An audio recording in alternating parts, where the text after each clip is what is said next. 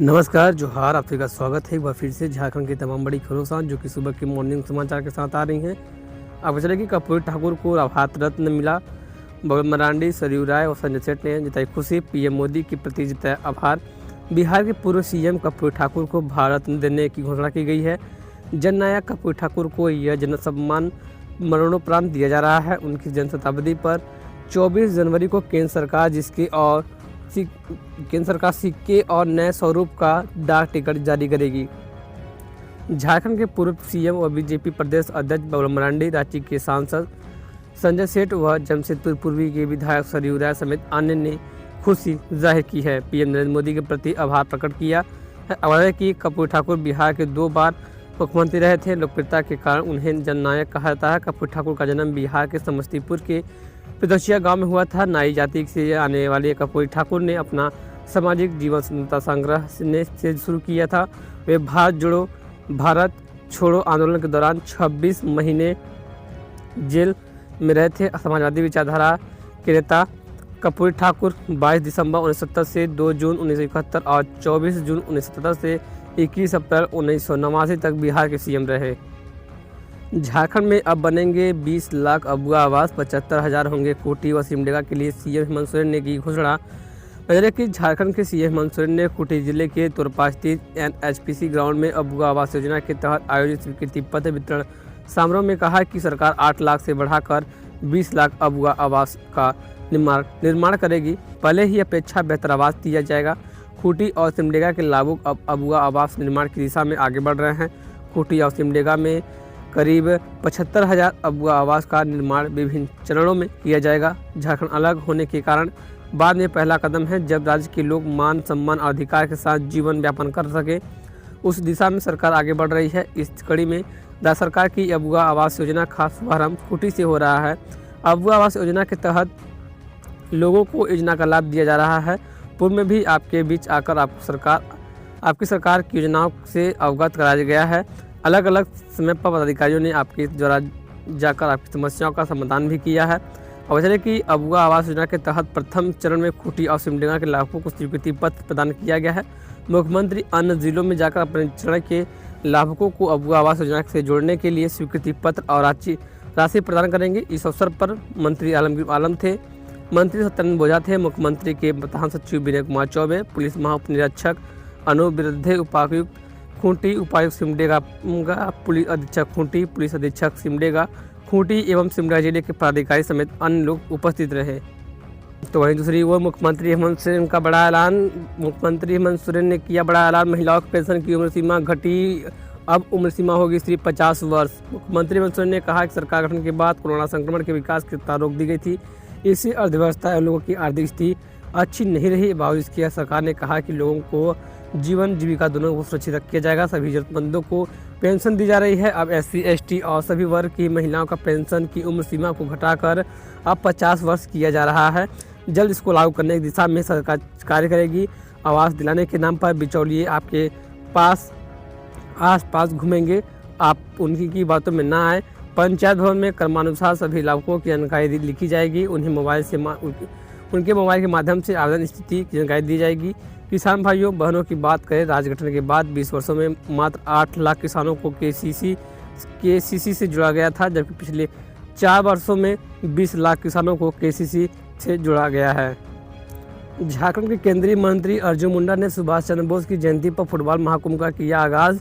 जिले के नेताजी सुभाष चंद्र बोस की जयंती पर खरसावा के गोंदपुर में मंगलवार के 16 टीमों के बीच 2 दिवसीय नेताजी कप फुटबॉल महाकुंभ शुरू हुआ है। मां आकर्षणी खेल के विकास समिति के प्रधान में आयोजित प्रतियोगिता का उद्घाटन केंद्रीय मंत्री अर्जुन मुंडा ने किया। मौके पर अर्जुन मुंडा ने कहा कि स्वतंत्रता संग्राम में नेताजी सुभाष चंद्र बोस के योगदान को सम्मान देते हुए केंद्र की मोदी सरकार ने नेताजी सुभाष चंद्र बोस की जयंती को पराक्रम दिवस घोषित किया है। नेताजी का पराक्रम हम सबको प्रेरणा देता है। उन्होंने कहा कि जो समाज व देश अपने पूर्वजों को भूल सकता है वो कभी इतिहास नहीं बन सकता है। उन्होंने कहा कि संघर्ष करने वाले ही इतिहास रखते हैं। लक्ष्य के साथ युवाओं को आगे बढ़ना है। उन्होंने ग्रामीण से भी गाँव के खिलाड़ियों को प्रोत्साहित करने एवं उनके सपनों को साकार करने में सहयोग करने की अपील की है। झारखंड में 18 वीडियो की ट्रांसफर पोस्टिंग। खलारी के प्रखंड विकास पदाधिकारी बने संतोष कुमार। अधिसूचना हुई जारी। राज्य सरकार की ओर से मंगलवार को झारखंड में 18 वीडियो प्रखंड विकास पदाधिकारी की ट्रांसफर पोस्टिंग की गई है। ग्रामीण विकास विभाग ने इसकी अधिसूचना जारी कर दी गई है। विनय कुमार को चतरा के सिमरिया का वीडियो बनाया गया है। साहिबगंज के उधवा के वीडियो, राहुल देव को वहीं चतरा के गिद्धौर का वीडियो बनाया गया है। संतोष कुमार को रांची के खिलाड़ी का प्रखंड विकास पदाधिकारी बनाया गया है। तो वहीं दूसरी ओर चले कि झारखंड कैबिनेट की बैठक आज होगी। बजट सत्र का 9 फरवरी से आ सकता है प्रस्ताव। वैसे झारखंड सरकार की कैबिनेट की बैठक 24 जनवरी को दिन के 4 बजे होगी। बताया गया है कि कैबिनेट की बैठक में झारखंड विधानसभा के बजट सत्र का प्रस्ताव आएगा। बजट सत्र इस बार 9 फरवरी से बुलाए जाने की संभावना है, जो 29 फरवरी तक चलेगा। सूत्रों ने बताया कि 15 फरवरी को सरकार वित्तीय वर्ष 2024-25 का बजट पेश कर सकती है। 13 फरवरी को सरकार आर्थिक सर्वेक्षण रिपोर्ट पेश करेगी। गौरतलब है कि यह हेमंत सरकार के इस कार्यकाल का अंतिम बजट होगा। श्रम विभाग द्वारा राज्य भर में 49 नियोजनालय कार्यरत हैं। इसकी संख्या कम करने का प्रस्ताव है। इसकी जगह 31 नियोजनालय किए जाने का प्रस्ताव है। वजह है कि एक ही जिला में 2-2, 3-3 नियोजन कार्यालय कार्यरत हैं। इससे सरकार पर अतिरिक्त बोझ पड़ रहा है। इन्हें मर्ज कर दिया जाएगा। इससे सरकार को 5 करोड़ रुपए सालाना की बचत होगी। तो हम बात कर लेते हैं कैबिनेट की बैठक में किन किन बातों पर प्रस्ताव देने की मंजूरी मिल सकती है। तो वहीं बता चले कि 150 माध्यमिक विद्यालय, उच्च माध्यमिक विद्यालय में अपग्रेड का प्रस्ताव तैयार है। कैबिनेट की बैठक में 150 महाविद्यालय 150 माध्यमिक विद्यालयों को उच्च माध्यमिक विद्यालयों में अपग्रेड करने का प्रस्ताव आ सकता है। इससे संबंधित प्रस्ताव कैबिनेट विभाग को भेजा गया है। तो दूसरी ओर उर्दू के 7,232 सहायक आचार्य के पद सृजन का प्रस्ताव भी तैयार किया गया है। कैबिनेट ने उर्दू के लिए सहायक आचार्य शिक्षक के 7,232 पद सृजन के प्रस्ताव भी आ सकता है। इनमें प्राथमिक विद्यालयों वर्ग 1 से 5 के लिए 5,478 एवं उच्च प्राथमिक के लिए एक वर्ग 6 से 8 के लिए विद्यालयों में 1,754 पद शामिल किए गए हैं। तो दूसरी वो 49 की जगह 31 नियोजनालय ही होंगे कार्यरत। श्रम विभाग द्वारा भर में 49 नियोजनालय कार्यरत हैं। इसकी संख्या कम करने का प्रस्ताव भी तैयार किया गया है। इसकी जगह 31 नियोजनालय किए जाने का प्रस्ताव है। वजह यह है कि एक ही जिलों में 2-2, 3-3 नियोजनालय कार्यरत हैं। इससे सरकार पर अतिरिक्त बोझ पड़ रहा है। इन्हें मर्ज कर दिया जाएगा। इससे सरकार को 5 करोड़ रुपये सालाना बचत भी हो सकती है। तो इसलिए वो धनबाद में गणतंत्र दिवस को लेकर गुल्प ग्राउंड में आज होगा फाइनल रिहर्सल।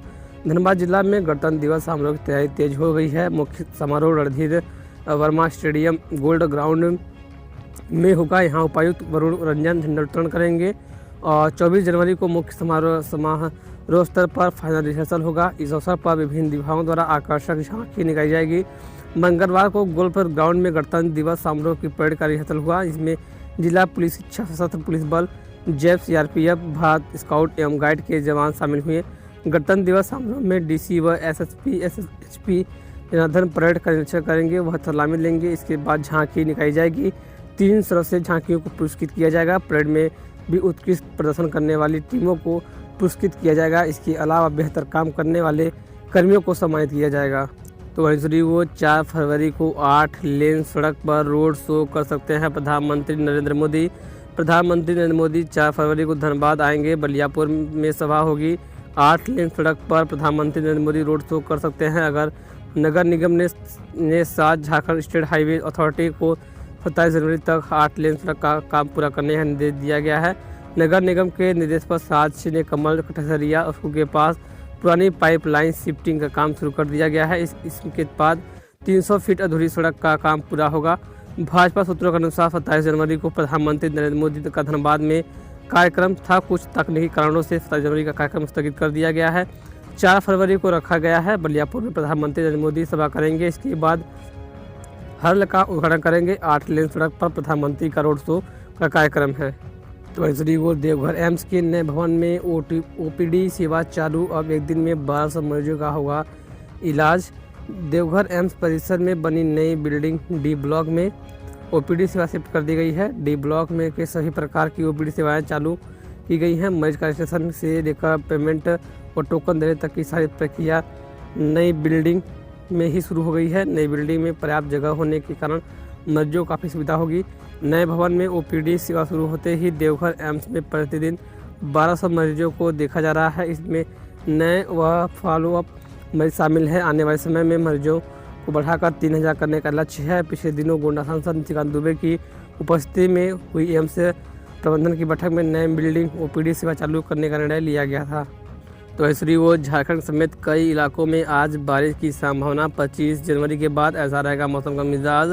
जैसे कि तेलंगाना और छत्तीसगढ़ में एक सर्कुलेशन बना हुआ है, इसका असर झारखंड में भी दिख रहा है।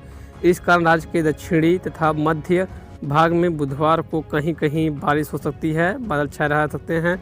गुरुवार में से मौसम साफ रहेगा, इसके बाद तापमान में गिरावट होगी। मौसम विज्ञान केंद्र के प्रभारी अभिषेक आनंद ने कहा कि राज्य के दक्षिणी हिस्सों में बादल और हल्की बारिश हो सकती है। राजधानी रांची में भी बुधवार को हल्की बारिश हो सकती है। इसके बाद मौसम शुष्क रहेगा। बादल के कारण न्यूनतम तापमान थोड़ा बढ़ जाएगा। बादल छटने के बाद से 4 डिग्री सेल्सियस की गिरावट हो सकती है। मौसम केंद्र का पूर्वानुमान है कि राजधानी का पारा बादल छटने के बाद 25 जनवरी के बाद 2-3 दिनों के लिए 7 डिग्री सेल्सियस के आसपास तक रह सकता है। तो फिलहाल खबरों बस इतना ही। ये थी कोई आज की तमाम बड़ी खबर जो कि सुबह के समाचार के साथ आज तक मिली थी। खबर पसंद है को शेयर कीजिएगा, लाइक कीजिएगा, चैनल पहली बार आए हैं सब्सक्राइब जरूर कीजिएगा। तब तक के लिए जय हिंद, वंदे मातरम।